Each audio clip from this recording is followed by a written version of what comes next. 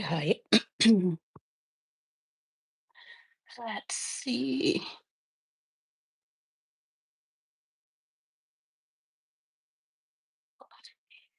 Gentle parenting. What is reparenting yourself look like?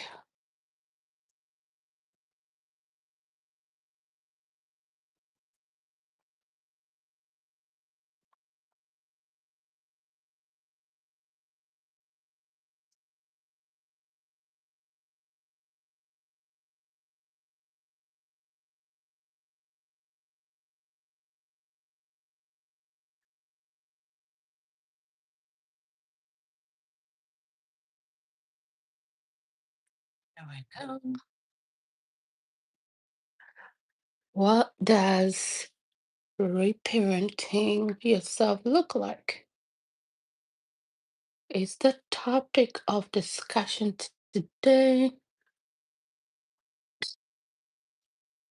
I'm gonna use this as a platform to record for students as well, for any students that might be in clinical rotation and in the psychiatric track and might have this component as part of their semester of learning. This is not something that's truly, at least when I was in school, was not incorporated in the curriculum, but these are things to discover in practice, and practicing as part of healing trauma is the topic of reparenting ourselves. I don't even think you find, I need to find where my DSM-5 is, but I don't think I've ever come across any type of diagnostics around um, reparenting ourselves, but it's a big part of trauma healing. Besides the many other modalities, because once you're diagnosed with depression, with PTSD as a co-occurring condition, because PTSD and depression, anxiety usually co-occur together, as much as substance use disorder could also be another diagnosis for many people with untreated trauma. So it kind of mishmash of different presentations, but the DSM-5 usually focuses more on what the diagnosis of PTSD looks like, complex PTSD, slash what the symptoms look like, treatment, therapies, and some type of sorts of medications used to treat symptoms of PTSD. See, back in the days, we used to only think of um, CPTSD, complex trauma slash um, PTSD itself, as the condition only veterans have, veterans of war. The truth that has come about over the years of psychiatry is that many people globally experience the same symptoms that people who go to war experience, just that you're experiencing it a lot right in the neck of your woods, right in your homes, and right from childhood. So one of the ways, because as a child, when you're experiencing trauma, unless you have a parent who is um open-minded, who is self-aware, who embraces healing, therapy, embraces even the topic of depression, anxiety, where I come from, we don't even address. People have such big stigma regarding depression. Like, get over it, go work hard. What are you talking about? You have a roof over your head, you have food. How can you possibly be depressed? So a lot of, for children especially, a lot of parents completely overlook emotions, especially when it comes to children, as in regard to trauma. There are many children who grew up in households where they experience abuse in many levels. Neglect is also impactful in how people show up as grown ups, in how their worldview is changed by the experiences they had as children. So it's so important, it's so crucial to visit your childhood and how you experienced it and how that shows up in your current relationships, whether it's intimate relationship, work relationship, name it. Your relationship with your own children and your awareness of how your childhood plays into how you show up on a daily. And if you're showing up a certain way that you're not proud of, being able to acknowledge that and being able to take steps to do better, right? Because sometimes in this life of doing, we're all just learning to do better, to do self improvement. But believe me, there are a lot of people, especially from the culture that I come from. I'm a Ghanaian, I'm African, I'm also was very embedded in the church community, and the mindset usually revolves around just praying it away, pretending it doesn't exist, not even acknowledging it at all. But the impact of childhood trauma, it's huge. And when you look at there's this chart that's called the ACEs scoring. If you have time, go look it up.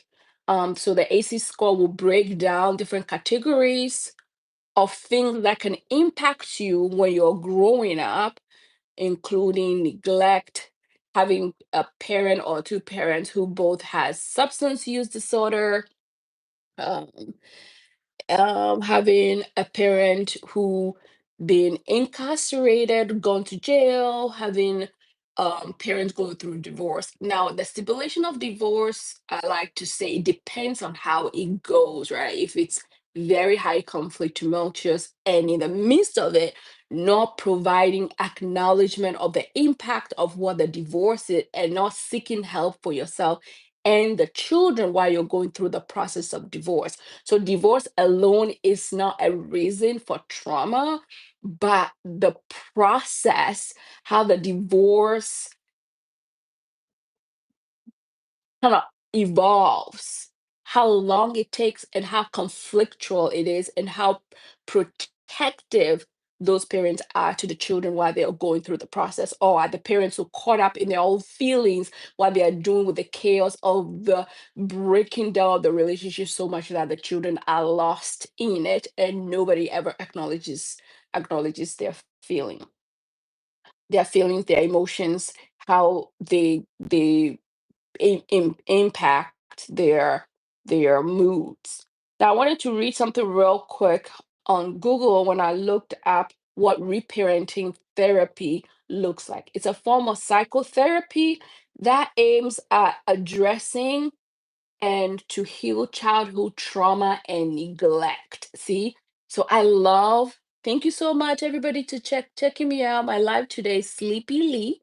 So I'm here till about 4:30 to do a little live on reparenting ourselves and what are some of the strategies to use to reparent yourself. So neglect, so emotional neglect, there's physical neglect and neglect in so many ways. So neglect is also a big part of trauma. Also, I was also naming the ACE score. So the patients, parents who might have their own chronic psychiatric conditions and untreated, that's causing a lot of chaos in the home, such as schizophrenia, bipolar, substance use disorders is another big one. A parent or parents who are constantly high, unengaged with the children because they're so involved in their substance use that they just don't have the bandwidth or capacity to parent. A lot of these children might end up in, DCF care and that kind of thing. A parent who's in jail. I'm trying to remember the other categories of the AC score, but I'll go back to that. But neglect is another big piece. of the ACE score. Physical abuse, sexual abuse is another big one. Emotional abuse, not to mention those abuses can also include and not limited to spiritual abuse, using scripture to gaslight people in the family, women, children, whatnot. Thank you so much, Martin. Thank you, Kazima. Thank you. Oh, trampoline balls. That's interesting name. Hi, Americano. Thank you. Thank you. Thank you. I appreciate the compliment. So it involved the therapist acting as a surrogate parent, providing the client with nurturing and support that they may have lacked in their early years. So when you're doing reparenting therapy, your therapist will act as a, a, a surrogate or a pretend parent for you so that you can start to heal from all the stuff that I mentioned.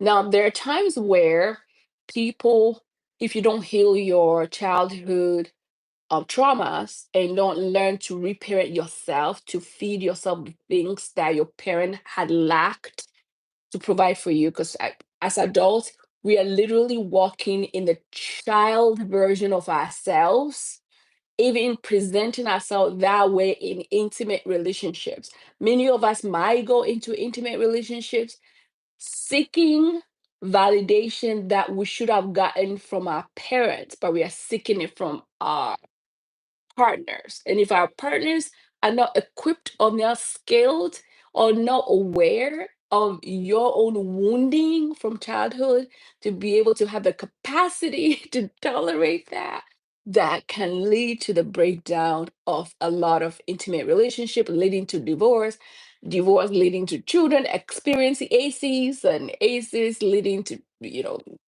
this depending on score, leading to trauma, trauma leading to having a lot of troubles in life. Can't sleep, startle easy. Some people see shadows, nightmares, night terrors, another symptom of those traumas, and those things get embedded in your nervous system. So like the book says, the body keeps the score, right? So you're walking around and you're still presenting yourself as that 5-year-old version of yourself, and you don't even realize it because you're looking for a savior. But in life, nobody truly is going to come and save you.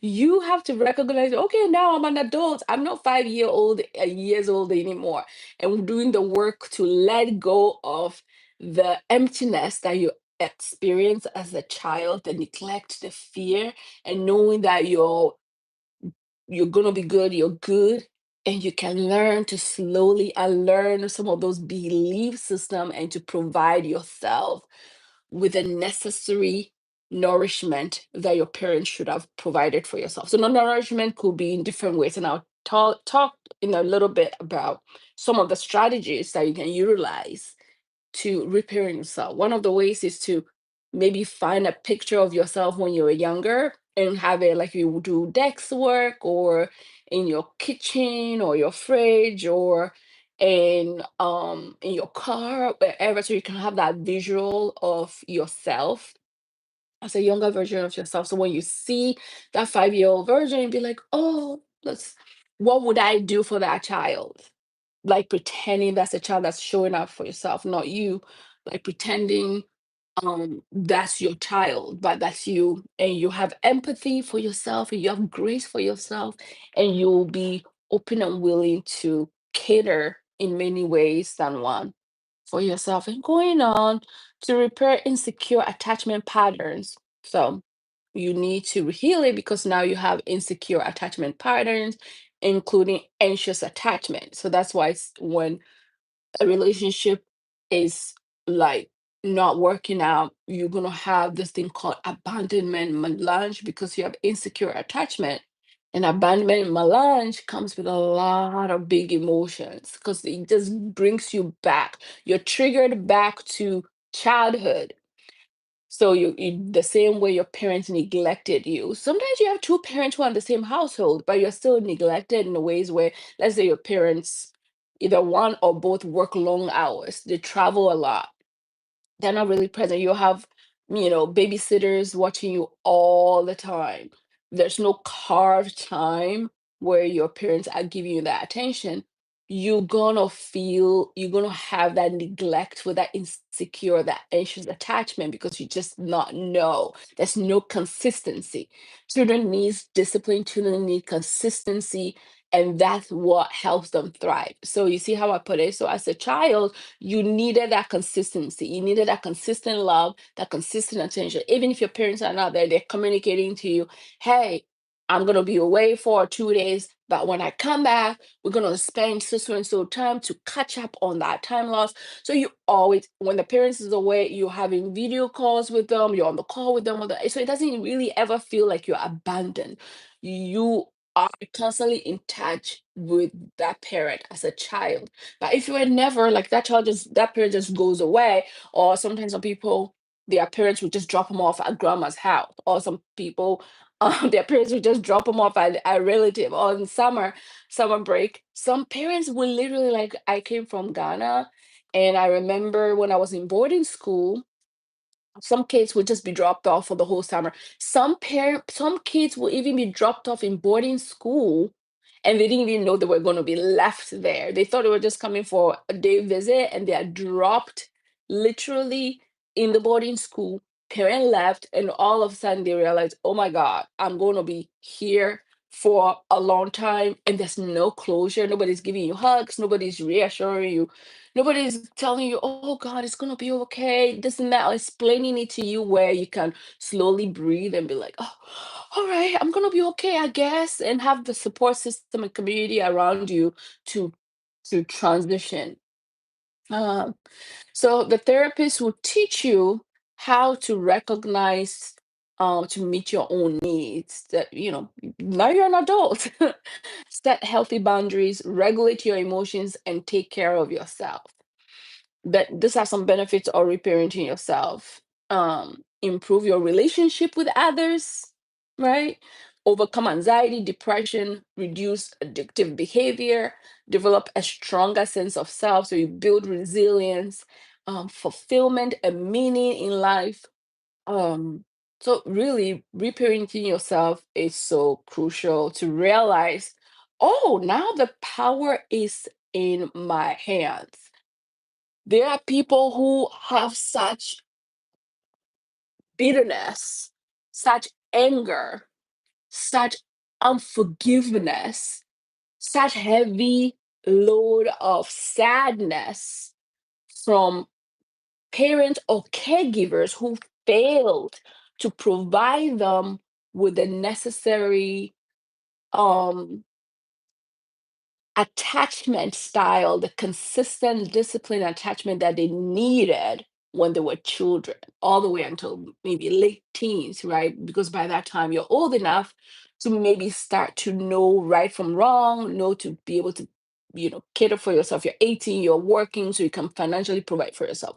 But below that, you're literally vulnerable at the mercy of your parents or caregiver. I say caregiver because it's a lot of people who grow up not necessarily with their biological children. Maybe they're adopted, they're in foster care, and that in itself is a whole different level of dysregulation because of the detachment from attachment from the primary parents, mother or father. So that gets super intense with a lot of people. Um, so going on to talk about reparenting 101.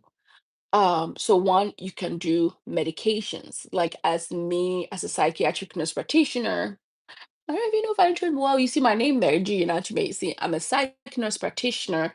So what I do in a psych world is I provide medications and I also provide therapy, and I also do some coaching on the side for people who might be going through separation, divorce, or they are in marriages that might seem unstable, chaotic, high conflict, and they're considering, should I go or should I stay in this relationship? And I help them make that decision, or I support them.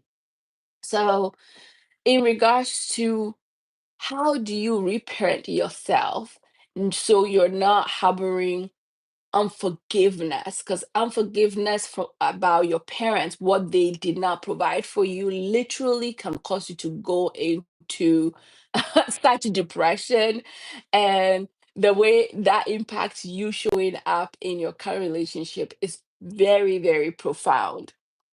So I provide medications to help you heal, to manage anxiety. Because once you have depression, anxiety, trauma, it's something you have and you have to manage it. It doesn't have to take over your life. It doesn't have to prevent you to living the best version of yourself. It doesn't have to prevent you from accomplishing all your goals and living life to the fullest. But you have to be intentional about life. Because most of the time in this life, especially after the pandemic, nobody can really say that they are devoid of having trauma, CPTSD, to be specific. So the different versions of trauma. So there's small T trauma, which is complex trauma, and there's big T trauma. So big T trauma. Hi, Lex. Thank you. Thank you. Thank you, Lex. Thank you. Looking fabulous. It's Monday. I'm trying to sparkle myself up a little bit. I appreciate it. Bring in my pink. I'm ready for March. I'm ready for spring here. So, springing into spring, we're talking about how do we reparent ourselves. Oh my gosh. So medications to help you manage, like when you have a heart condition, or if you have a child who have asthma, for example. Well, even asthma can be a symptom of trauma. A lot of kiddos who might be, this is a big research, you can look it up. A lot of kids who might be coming out of instability or homes that might be chaotic. I mentioned the ACE score, right? So look up the ACE score. It's ACES. And look at the criteria, including neglect. A lot of those kiddos, when you go to the pulmonary specialist or pediatrician, and you refer you to a pulmonologist, because of your kids might be suffering from asthma, constantly missing school because they're having all this spasm. A lot of it can also be related to trauma, and it causes the anxiety causes their lungs to have the spastic reactions that mimic. It's like asthma attacks. That's why a lot of them, as they build themselves up, as they get older, many of those kiddos will grow out of those asthma. So going back, and then when I saw this research, I was literally like, wow, this is so true. So even my kids, my mom has a history of asthma, but not to say, but sit down here with my mom, who knows what her story is, right? I can tell you about my mom's story in another day. But yeah, coming from a whole over a decade long marriage that was very, very, very difficult. Now I'm like, oh, it makes sense why my kids might have had. When I saw that research, I'm like, it made me go, So asthma. So I went to asthma to mention the fact that you have to manage it, because I remember my kids having to manage them on um an ongoing medication that they take all the time, or inhaler, breathing treatments, and then you have the rescue medications that you use if they're going to do sporting activities or activities that will be strenuous and cause their lungs to start to have spasms, and then cause them to start coughing, or sometimes you have to put them on like prednisone, and each side effect, even that in itself causes all side effect.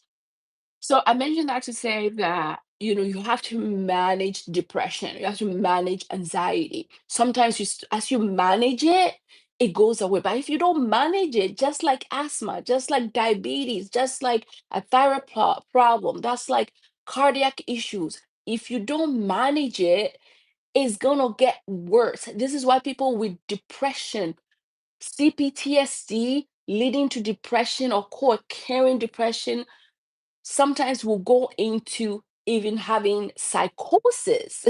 This is why even some women, when they have postpartum depression, we don't even talk about this part of things, when they have postpartum depression, on top of having CPTSD and on top of having childhood trauma, and you don't acknowledge that you're going through postpartum depression, all of a sudden you're crying, you're holding that baby and you're just overwhelmed, you're anxious, you can't sleep, you sometimes don't even feel like being with that baby, and you feel like something wrong with you, but the fact is you are dealing with depression and you need support, you need help, you need breaks, and you're real acknowledging that.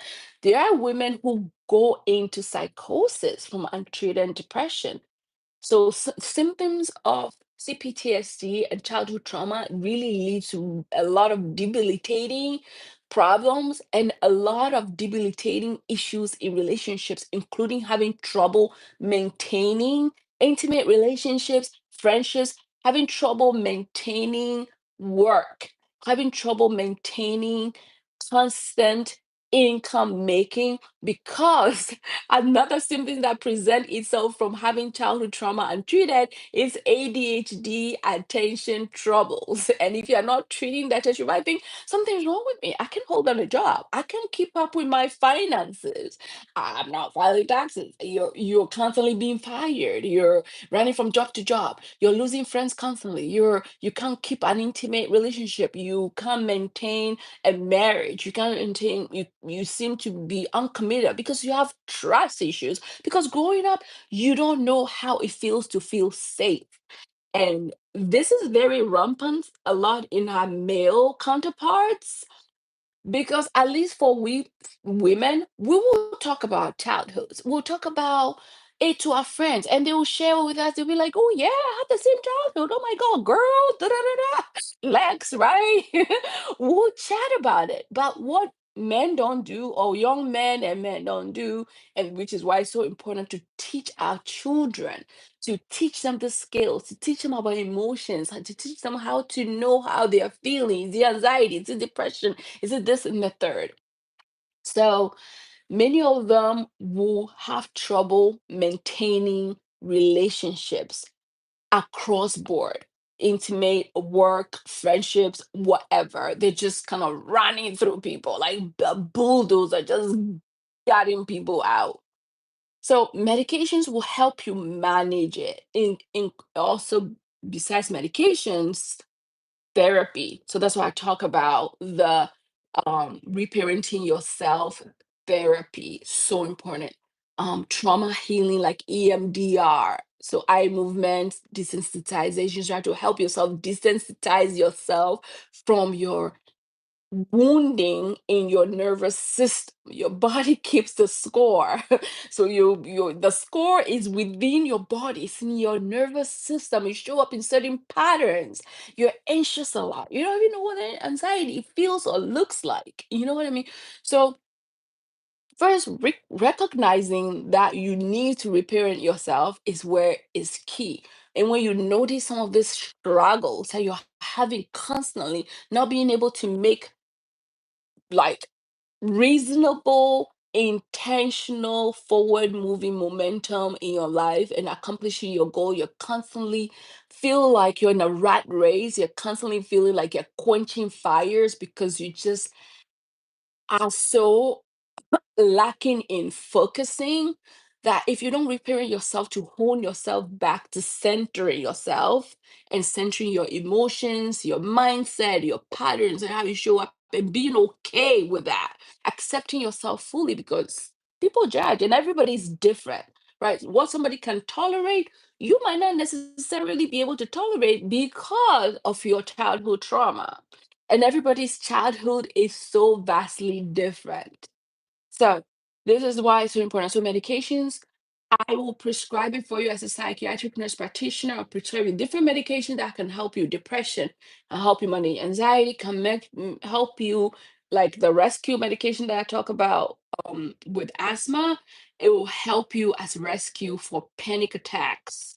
I had my first first panic attack like 2 years ago when I was going through the height of my divorce, and I never had panic. I mean, I've had anxiety, but panic, I was like, whoa, the whole world felt like it was closing in on me. I couldn't even drive. I haven't been able to drive on the highway since then. So these are real symptoms, but you have to recognize what is happening and what is going on with you, first of all, to be able to seek the right help. So medication for anxiety, depression, insomnia, for sleep. You gotta sleep. If you're not sleeping, your nervous system is not going to heal.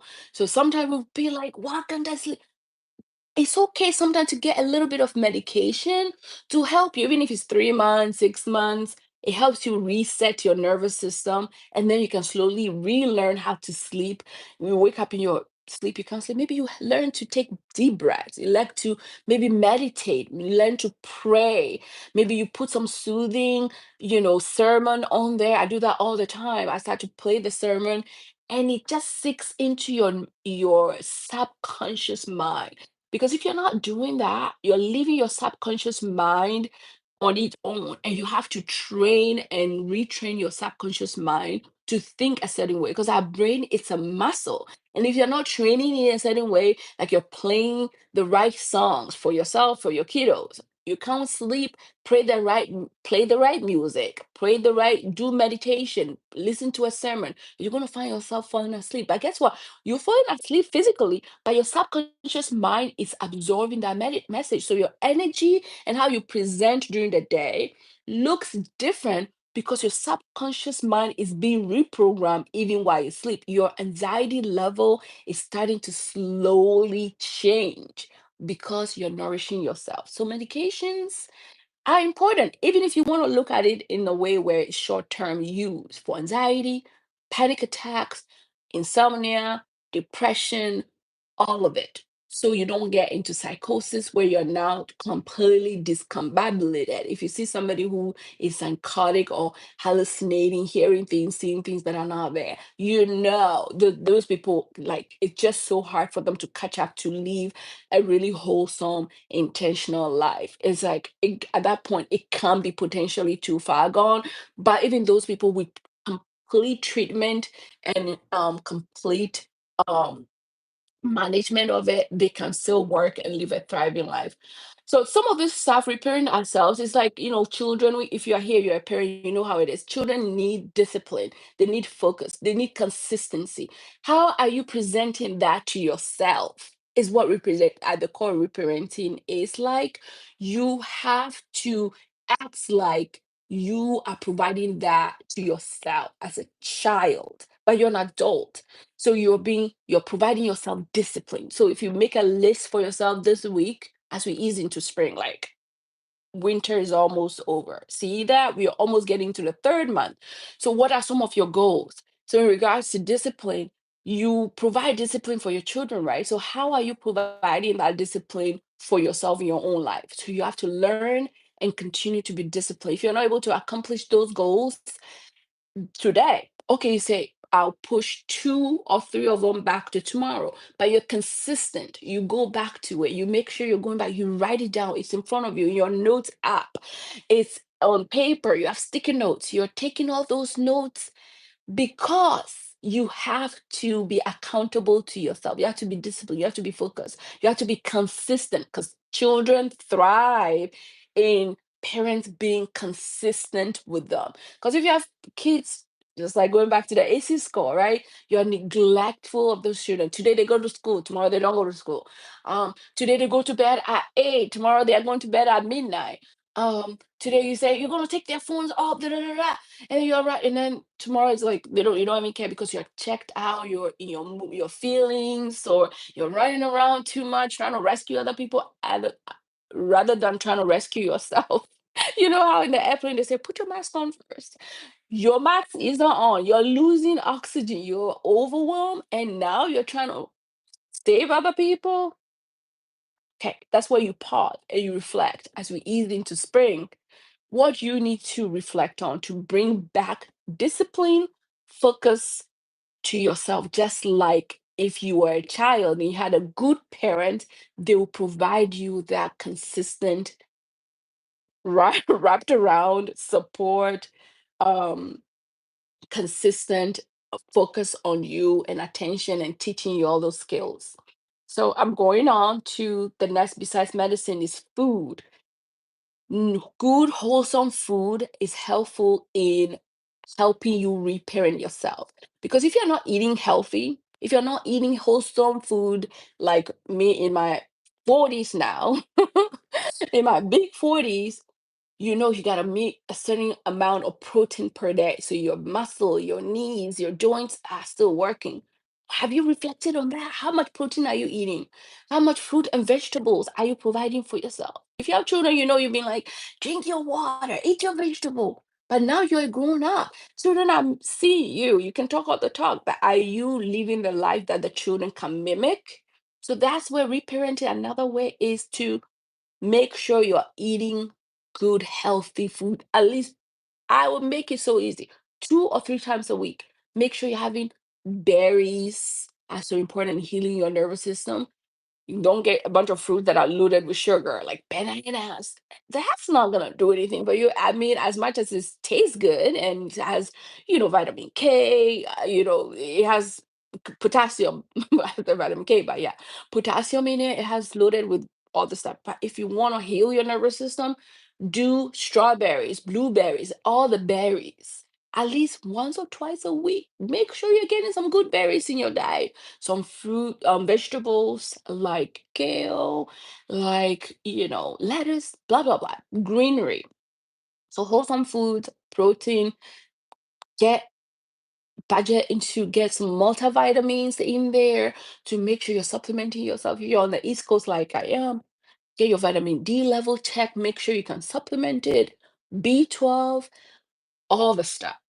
Doctor's appointment. Make sure you're doing your physical, your OBGYN checks. Make sure you're checking for STIs. So, okay, we don't talk about this stuff. If you're in a committed relationship, make sure you and your partner are checking out for STIs.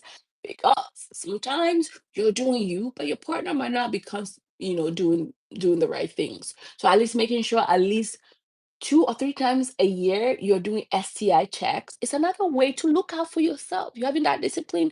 You want the people around you to have the discipline too. And you're using that as a way to set boundaries. Because nobody can set those boundaries for you but you, being that you're that grown up version of your 5-year-old self. And if you forget, don't forget to take that picture of you when you were younger, like when you're 4 or 5. I keep saying 5 because I like 5. 5 means grace. Or sometimes I like the number 7 too. It means perfection. So take your picture when you're 5 or 7. Put it somewhere you can see at least every day and remind yourself, oh my God, I love you so much, Gina. And you're telling your child version, but you're pouring into yourself. So by looking at that picture, it reminds you of you. And you can be encouraged to say, okay, I'm not going to give up. Because when life be life, and sometimes it's easy to feel so discouraged. Drink your water. My water, yeah, I don't want to forget. Take a sip right now. So fill it up. It's handy. It's right there all the time. You're drinking your water. You're doing all the stuff. Don't go through the day all day and you're like, ooh. You even meet your, what is it, 64? I'm going to say 60 ounces, 64 ounces. Yes, ounces. At least meet that 64 ounce. So you're holding yourself accountable. So make sure your 64 ounce. How do you meet it? So that's why I get this big old jug. It's actually from my daughter that stole it. All these kids want to have the Stanley, right? So I took it. I'm like, I paid for it. I'm taking it. But it keeps the water cold, so it can put flavoring in it to make it more appealing for you to have. Going on, exercising, even if you're not going to the gym, go for a walk. Now the weather is getting better, at least from where I am. I don't know where you guys are coming from. But thank you for checking me out today for my life. Take notes if you can. These are things that I learned from my therapist as I learned to reparent myself in this space. So exercising can look like a short 5 minutes walk. If you're on the East Coast, call it? Spring is coming. Then go hiking. I love hiking because you're in nature. You can practice gratitude. Say thank you, God. I'm saying it because I'm a believer. So I will practice my prayer while I'm in the water, if by myself or with friends leading to the next one, building community, good, like my friend over here, check me out, Lex. Thank you for your support. We still need to do a podcast, but you see, building good community, supportive community who will say the right things in your ear because this world is so hard, full of people who are so toxic. So when you build community of people who are like-minded like yourself, even though your busy life is life in things like it's like you're slipping or sliding through life. It's like so hard. Sometimes you can't catch up yourself. But at least you have those sounding board of good friends to fall back on. And you have peacefulness, which leads to my next point is sleep. I talked a little about sleep before, that like if you have trouble sleeping, especially if you're 30s, 40s going on, get melatonin, a gummy, get a prescription for someone like me, or your GP can prescribe you something, even if for a short term. So restfulness can help you heal your nervous system. When I used to work in the intensive care unit or the ICU, one of our protocols is to make sure that patients are sleeping under like the induced artificial um sleep that we give them. We give them medicine to put them out. So the reasoning for that is for them to heal. And if a patient is fighting the machine, the life support, I like that life support, and they're fighting it, we increase the sedation so they can be knocked out so their bodies can heal. So if you're not sleeping at least 6, 7, 8 hours plus, or you're oversleeping is another symptom of depression, by the way. But sleep will help you center yourself, heal your nervous system. So you're starting to work on yourself, have more energy, more positivity, more focus, and your sense of safety is increased. You are less vulnerable because see how everything intertwines.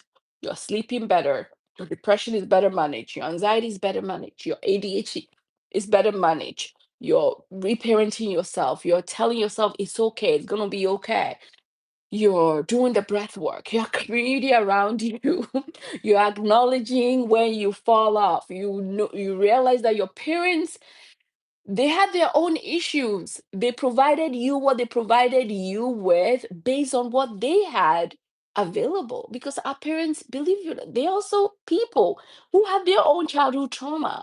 And like where I come from in Ghana, not everywhere is aware of the fact that you're presenting currently your worldview because of your childhood. Because sometimes we tend to um, re reorchestrate or orchestrate our childhood because that's what we are used to. And subconscious, going back to subconscious, you just start to do it unconsciously because that's what you're used to. That's what the pattern that you have embodied through childhood. So childhood trauma is so huge. So the other one is to make sure you're minimizing stress. So all the strategies that I mentioned will also help you minimize stress. Know when you're getting overwhelmed, know when you're getting stressed, know when you can take a rest, know when to say no, set those boundaries and keep them set. Minimizing rumination thoughts like going on, oh my God, I feel so bad. I did this. You set a boundary and then you go back on your boundary because you feel too guilty or ashamed. You're going through that separation or divorce, you feel too guilty or ashamed. You discipline your child and you're like going through remission because you feel too guilty or ashamed. That shaming that you put on you, your limiting behaviors, but it's all within you because of unhealed traumas from your childhood. So childhood is so important. And if you're a parent, make sure you're breaking the generational trauma and teaching your kids, girl child and boy child, teach your boy children about emotions, about if you fester, if you get overwhelmed, oh my God, mommy is so overwhelmed right now. So they know that even as a grown up, you are not perfect. And when they grow up, they will give themselves grace and say, oh, I remember my mom telling us, I'm overwhelmed. I need a break right now. At 10 minutes, 20 minutes power nap, you'll be golden. Sometimes you'll be crashing out with your kids, and all you need is food. All you need is water. All you need is freaking nap. And here you are crashing out on your children, crashing out on your partner, crashing up at work because you are sleep deprived. It's as simple as that. Or sometimes it's your hormones, especially as we women. Your hormones are off. So check your hormones. That's why you gotta go to that OBGYN appointment. Make sure your estrogen level is good. Make sure your progesterone level is good. Because if those things are off, or your birth control and is off, or you're about to get your period and you don't realize that, During that time, you're depleted in your estrogen and you're moody and you're like, "Mm." Tell people, hey, like, I know I'm tracking my period, I'm about to get it. I am not going to be a pleasant person. So you are becoming self-aware. You're reparenting yourself. You're taking ownership. You're being apologetic. Apologize to your children when you don't be like you're this perfect. We are not perfect as parents. Say sorry to your children when you know you've done wrong, especially in our culture. Ghanaian, Jamaican, Africans, church community, because we all default to this notion of being perfect, but it's not always there. And last one is a bonus is make sure you're not using too many plastics, like plastic bowls, plastic spoons. I myself am trying to get away from that because plastics can also throw off your hormones. It also leads to a lot of sexual issues in men, a lot of autoimmune disorders. So eliminate plastics because certain chemicals in certain plastics that are not regulated truly affect our moods as well. So get some glass containers. Don't get food from restaurants that tend to use a lot of plastics because when it's hot and they put in that plastic, it releases all those chemicals. So this I learned the hard way. I'm like, let me share it. So providing yourself that safety, security, structure, and then learning to repair yourself through some of this stuff and learn to have fun, have playful moments. Um, we talked about shame and guilt, but the last one is when was the last time you had fun playtime? Like whether it's like a few minutes being playful with your kids while you're reading a book or just running around.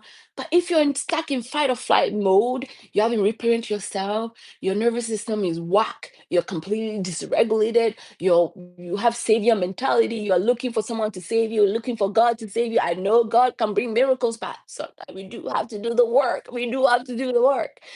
Work without, faith without the works, it's in shambles. And some of the works is not always work, work, work. Go do this like constantly. Your children are yelling because that's what you used to see. Your parents are always yelling at you, beating you up. Physical discipline, like, if you have a smart child and you're physically disciplining them or constantly yelling, screaming, like these are the things that we grew up seeing. And it goes back to the subconscious. It's in your subconscious mind, and you think it's normal to always resort to yelling, screaming, beating, using the bell, da da da da. Come on now. And that level of anger that you are exuding is affecting your blood pressure. It's causing you to be obese. It's making your belly be have that belly pouch, that fat collection there because you're constantly stressed out. You're angry. You're like resentful of the world. But it all boils down to what you saw, and it boils down to unhealed childhood stuff. So preparing to yourself is not just about looking at the picture, but taking intentional actionable steps, little by little by little, backing it up with prayer, backing it up with all the strategies that I mentioned, and backing it up with some break time, rest time, playful time as we ease into spring and summer. Go to the park, take your kids to the park. Don't just sit there scrolling on the phone. Go down the slide. When's the last time you went down the slide? Go to the slide, laugh a little. We don't laugh in our community. We're always so serious. We have like lemon face. Laugh a little. Talking about laugh, I'm gonna laugh and out loud and go because I don't want to miss my kids' bass. But it's been great. Thank you for staying with me, guys. Thank you so much. I appreciate your time. But I'm gonna come back again. I took a little break for a few lives, and now I'm back again doing some lives. I might do one again this week. If not, I will back again next Monday for another live. I'll send the topic ahead of time. But thank you so much for checking me out on the topic of reparenting ourselves. Let me know. I'm going to share this video. What you are doing to reparent yourself. What have you found out? What have you learned? Leave me comment, share the video so we can all learn together to learn to give grace to our parents, forgive them for what they didn't give us, by knowing that we have the capacity to give ourselves that and pass it along to our children. All right, people, love you so much. Bye. Thank you, Lex. I appreciate you staying with me. Thank you so much. We'll chat offline. Bye.